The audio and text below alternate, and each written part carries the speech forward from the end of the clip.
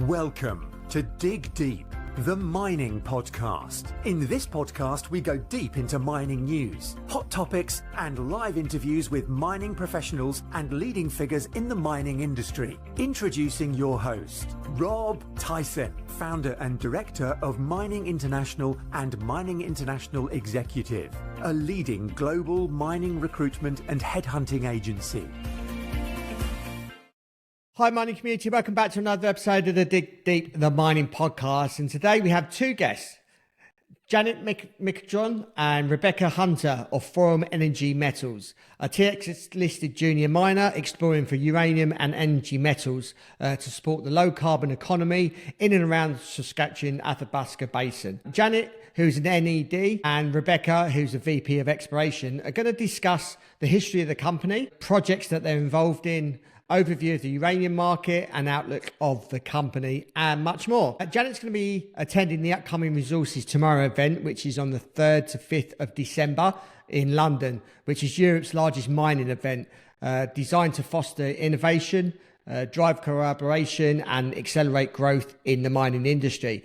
I'm going to include some links and discounts in the show notes, so encourage everyone that's listening to go and have a look at the event and hopefully purchase a ticket, a discounted ticket, and hopefully we will see you there. Janet and Rebecca, both welcome to the podcast. How are you both doing? Good. Good, thank you. Well, thank you both for joining the podcast today. So I wondered if you can both separately just tell us a little bit about yourself, a little bit about your career, maybe how you got into the mining industry and how your career has developed. So maybe start with Janet first of all. Thanks, Rob. So I sit on the board of directors of Uranium and Energy Metals, and I help out a bit with some of the marketing as well on investor relations. But I have a capital markets background, so I'm a CPA and I have a master's in business as well. And I started out basically in corporate finance and then institutional equity sales for 20 years. But in the last sort of 5 or 6 years, I've been working as a CFO for a number of sort of small cap biotech mining companies that are both public and private. But most of my time in capital markets has been focused on mining. I was at National Bank in Canada in the last uranium cycle, where we had a pretty strong team that was focused on financing and supporting a number of the junior uranium companies. So I'm very excited to be part of Forum. I joined the board 3 years ago, I guess this December. And it's a fantastic team, a fantastic project. So it's really exciting, and exciting now that the uranium market is starting to show some signs of life. Yeah, great. And Rebecca?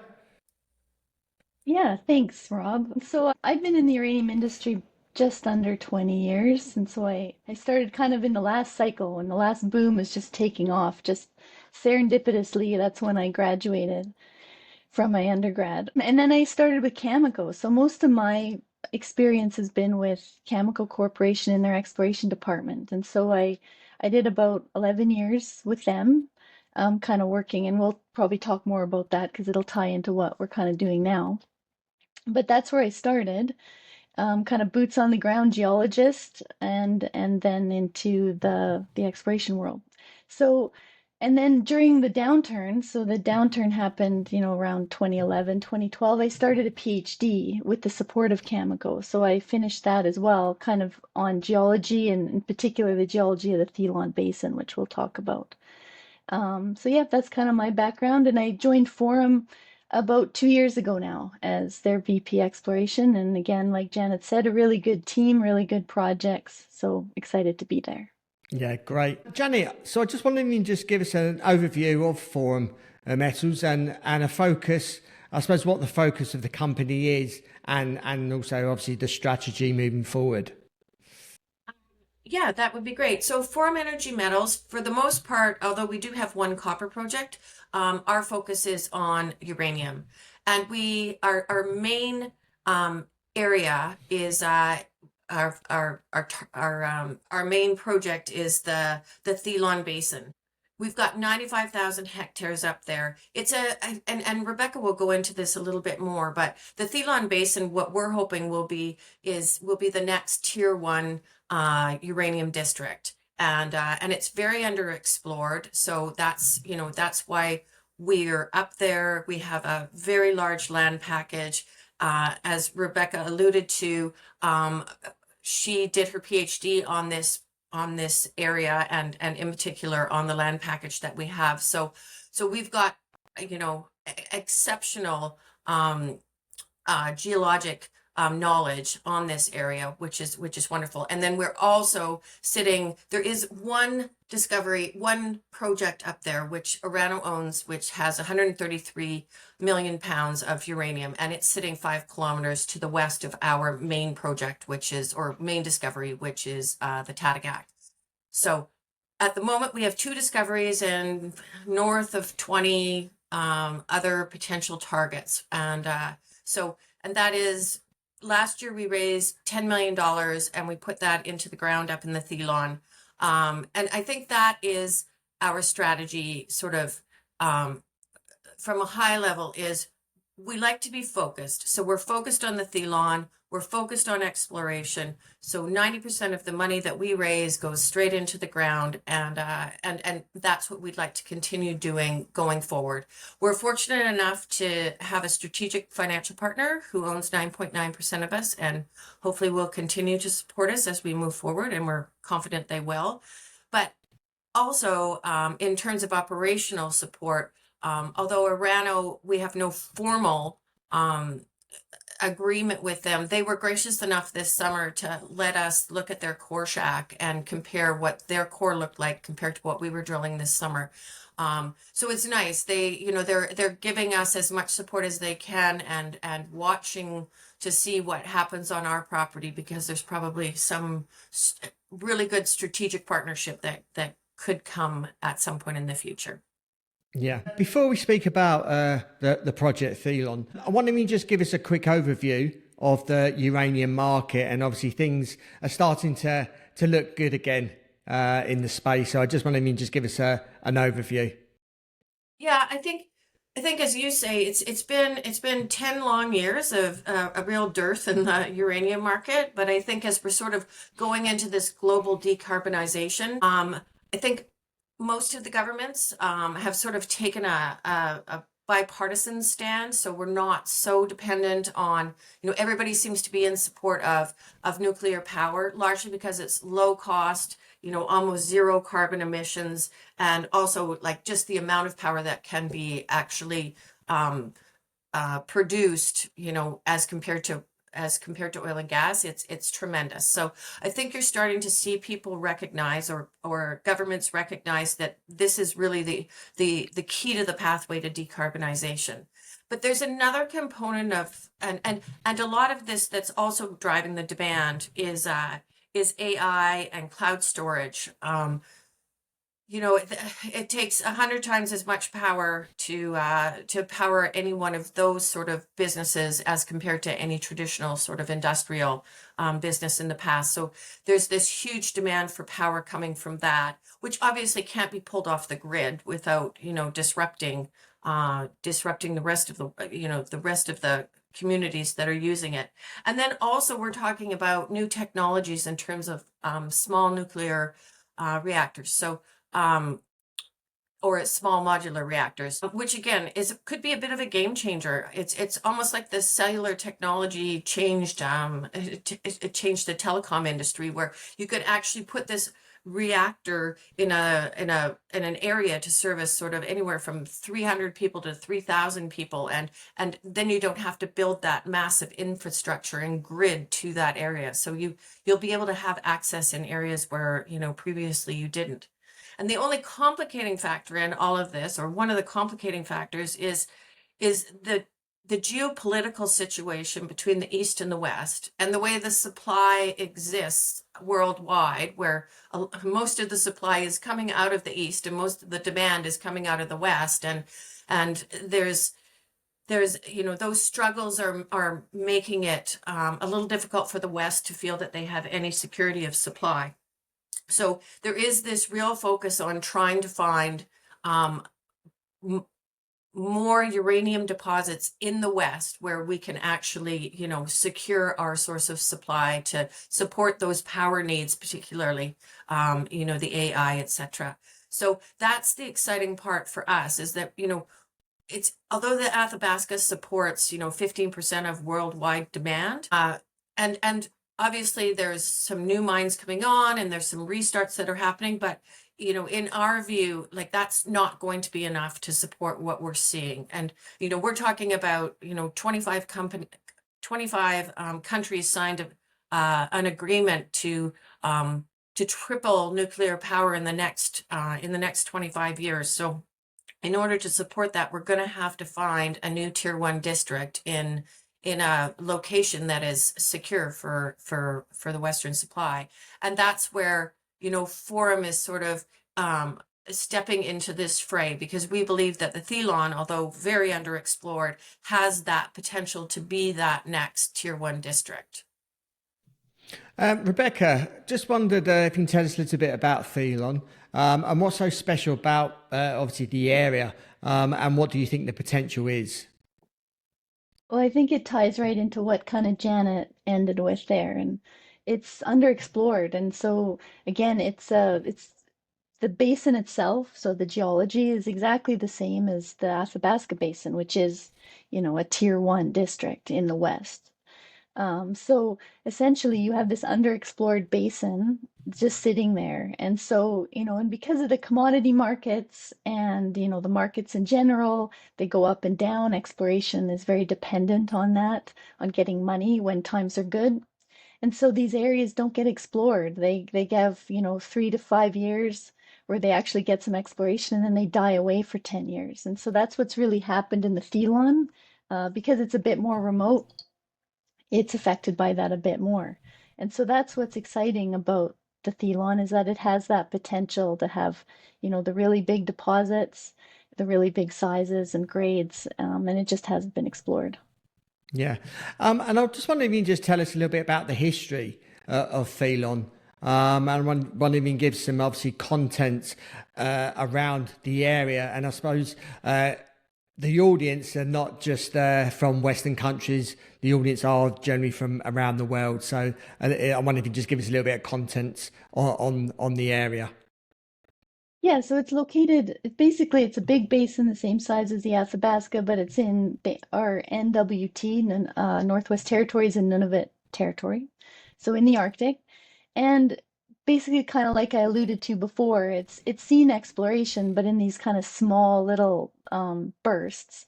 And so back in the 60s, kind of early 80s, it had a little burst, and that's kind of when, so the one main deposit that's situated near our project, Forum's Aberdeen project, is Rano's Kigavik project, and that was discovered. Basically, the first discovery was made in the 70s, and then the other 2 deposits were discovered in the 80s. So there was a burst there, some really good exploration, and then things pretty much died down. Some of the majors did a bit of work in the 90s, and then it died down again. And then where I kind of entered is that third boom, which started in the mid 2000s there. And again, it was very short-lived because it just kind of got ramped up. The uranium price skyrocketed to, 140 dollars per pound, somewhere in there. And then the '08 crash happened. It kind of recovered, and then Fukushima happened in 2011, and that basically is where it died down until today. And so yeah, I entered in that boom, and the history of that cycle was that we got in there again after quite a break in exploration. Cameco got in there. Cameco at the time very much had a vision to be exploring much more all over the world rather than just the Athabasca at that time. And so the Thelon was one of their flagship exploration projects to look again. At that time, they were talking about W. It was kind of the first nuclear renaissance where it was really just starting to come into play. Climate change a little bit, but energy demands. And so there was a push for more production, and that was really Cameco's drive at that time, was to get a bigger share of the world production.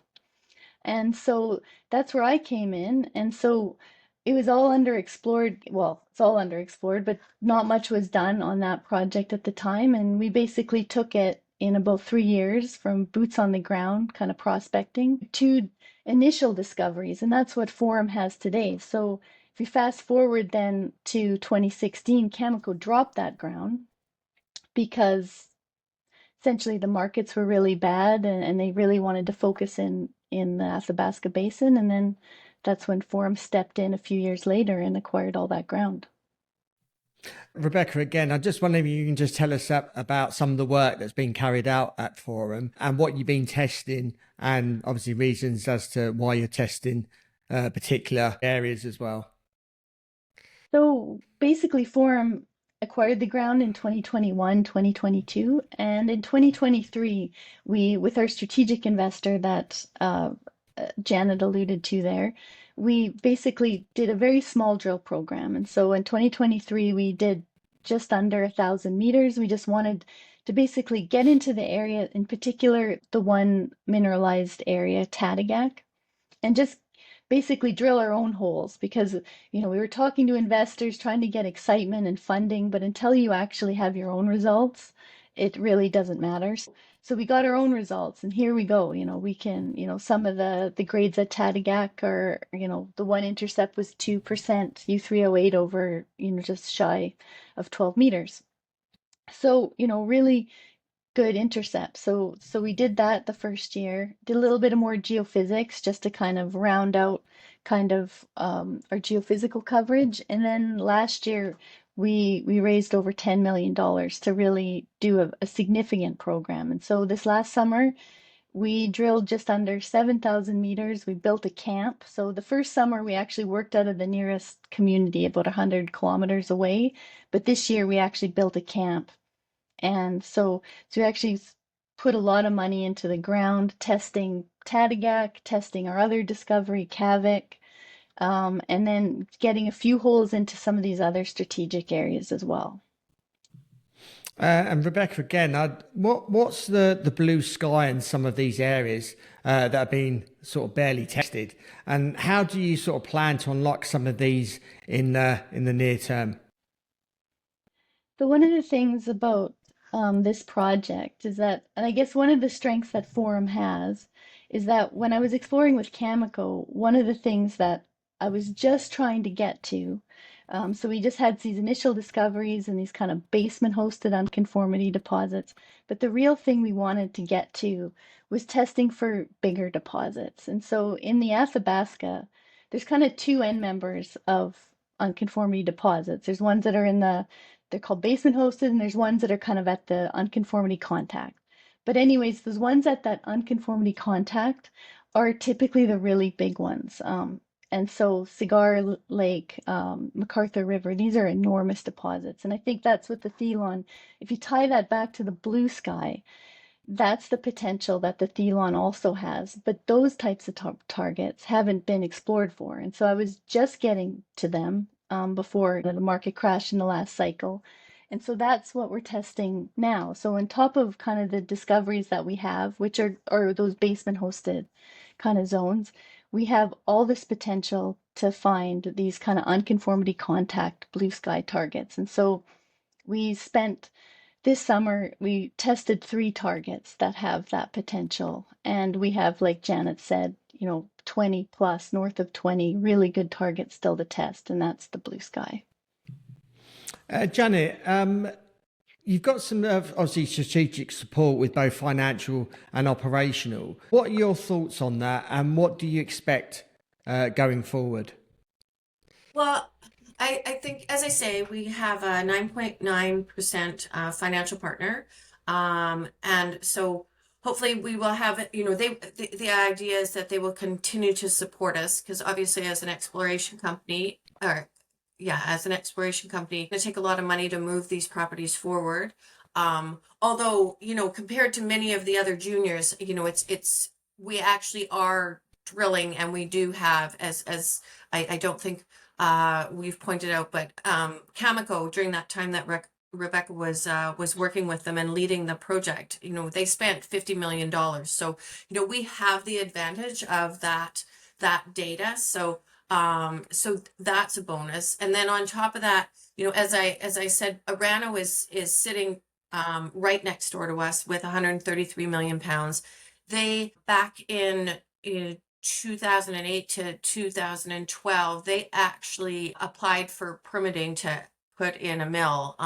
But with Fukushima and the turn down in the uranium market, they wouldn't commit to when they would build that, so they weren't actually granted the permit. But they've done all the work that surrounds that. So there is an opportunity.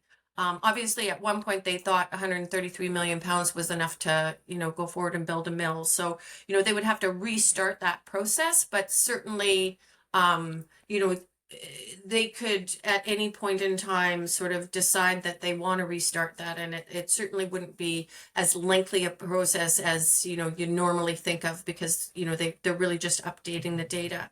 And I think that's the idea is, and why they're so generous to us in terms of sharing information, etc., is our Tadagak deposit is or discovery is 5 kilometers from their Kigavik. So there's a natural strategic where any resources that we would develop could likely go into any mill that they build to extend the life or increase the annual production. So I don't know how that shapes out, but it does exist, and certainly they are watching carefully, and probably at a point where they think it makes sense, we'll talk about how maybe we go down this path together.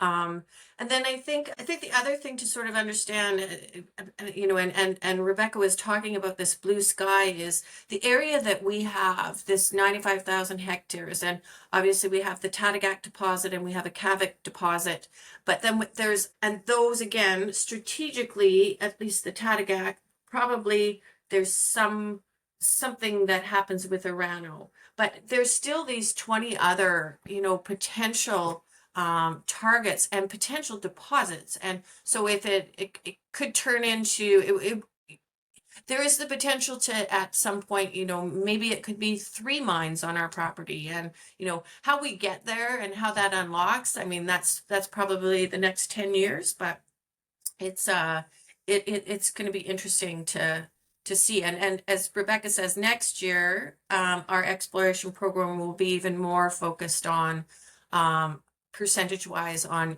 trying to do some of that real grassroots exploration with the huge upside or big blue sky. Yeah, I wonder if you can just tell us a little bit about the management team and the key people at Forum Energy Metals. Well, going back to the point that most of our money goes into the ground, it's a pretty small team. Our CEO, Rick Mazur, is also a geologist, but also has an MBA. He's been with Forum for the last 17 years, exploring the Athabasca, and he also has an interesting story with respect to the Thelon. He was there as a geologist in the 70s, exploring the Thelon, and then in 2006, Forum actually had a small property up there.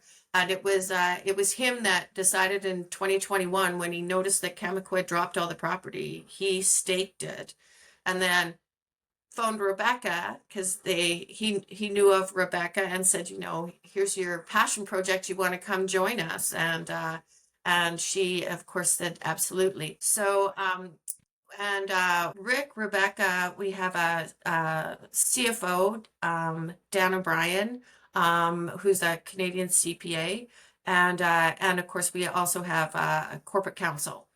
And Rebecca's got, I guess in the last year, we've hired 2 geologists under her, and then 2 sort of people that are doing all the infrastructure and all the sourcing and building the camp, et cetera, et cetera. So as I say, I guess on the ESG side as well, we've hired the ex-mayor of Baker Lake, and he's doing the on the ground sort of interaction with the communities up there. So because he has a history and an understanding, and he's part of the culture, and we think that that'll be really helpful to us.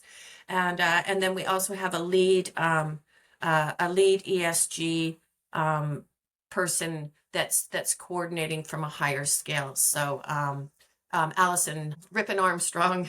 So yeah, and that's, as I say, it's a pretty lean team. So yeah. And lastly, what's the outlook for the next 6 to 12 months for Forum Energy Metals? Well, I think, as I say, our drill results we're still awaiting our drill results from the summer program. So I think, once those come in, I think we can step back and see what maybe the drilling strategy is for next year. But at this point, we're thinking that, and just to be clear, the drilling season up there is May to September. So the rest of the year, it's too cold and too dark to get up there. So we'll be planning to go back up next sort of April, May. And the idea at this point is that we'll take 2 drills up. We had 2 drills this summer, that we'll do 2 drills again this summer. Depending on how the markets go and how fundraising goes, potentially it would be nice to take a 3rd drill up and just sort of, because the drilling season is so short, it would be nice to, sort of get as much done as we can in that short period of time. Yeah. And Janet, you're going to be attending the Resourcing Tomorrow event in London at the beginning of December. Are you doing any talks? Are you on any panels? Just wonder if you can let our audience know what you could be talking about. Yes, we're doing a presentation, I believe it's at 11:30 on the 4th. So there'll be a typical presentation.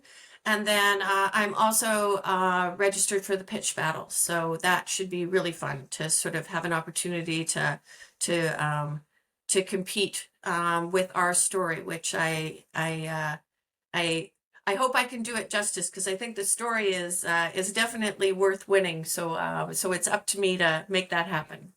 Yeah, great. And hopefully our audience that are listening to this, hopefully if they are going, they can obviously go and watch the pitch battle and hopefully vote for yourself. But also the audience, obviously I encourage you to have a look at the event and hopefully purchase a ticket. And obviously you can meet Janet and ask her any questions that you may have. So Janet and Rebecca, really appreciate both your time. Telling us about Forum Energy Metals. If our audience wants to reach out to you, if they want to follow the story, what social media platform channels are you on? I'm on Twitter. Forum's on Twitter. That's probably the best one. LinkedIn. I'm on Twitter, Uranium Huntress. Or X, I'm sorry. Yeah. Yeah, no, that's fine. We can include those in the show notes accompanying this for easy access as well for our audience to go and view. So thank you for your time, Janet. I'll see you at the Resourcing Tomorrow conference, and hopefully you can come on maybe sometime next year and give us an update on those drilling and what you're up to for the following sort of 12 months. That would be great. Thank you very much, Rob. Yeah, thank you for your time. Thank you for listening. Hope you enjoyed that episode. As always, appreciate your continued support. Please keep sharing these episodes far and wide. Obviously, Janet and Rebecca have gave a good account of what they're looking to achieve in the Athabasca Basin. And uranium, I think, is here to obviously stay as another form of obviously power for our global industry. So, as always, thank you for listening. Please share this episode far and wide, not just people within our industry, but people outside of the mining industry. We need to improve the branding of our industry, and obviously people outside of mining need to understand what we actually do in mining. And obviously mining is essential to us, humanity, moving forward. So thank you again. And until next time, happy mining. Thank you for listening. Remember to reach out to Rob via the show notes, and be sure to subscribe and leave a review. Until next time, happy mining, helping each other to improve the mining industry.